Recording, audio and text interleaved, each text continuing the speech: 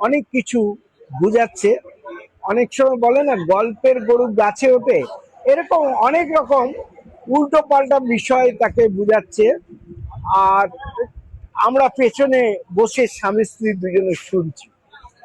তো ঠিক এই বরাবর এসে সামনে একটা ওভার ব্রিজ রয়েছে, এখান দিয়ে দেখা যাবে না।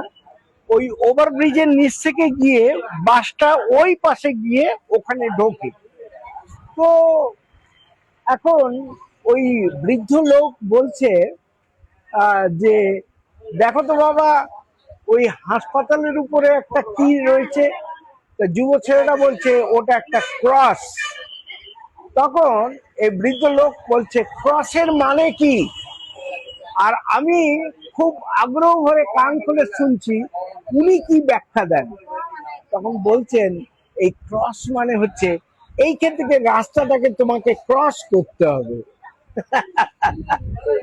বাইবেল কিন্তু সে কথা বলে না।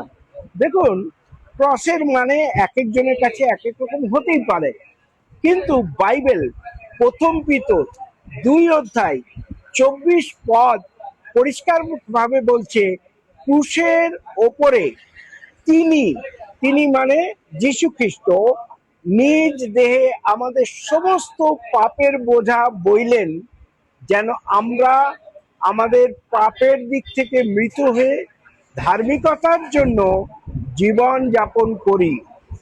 তার অর্থাৎ প্রভু যীশু খ্রিস্টের দেহের ক্ষত দ্বারা আমরা সুস্থতা লাভ করেছি।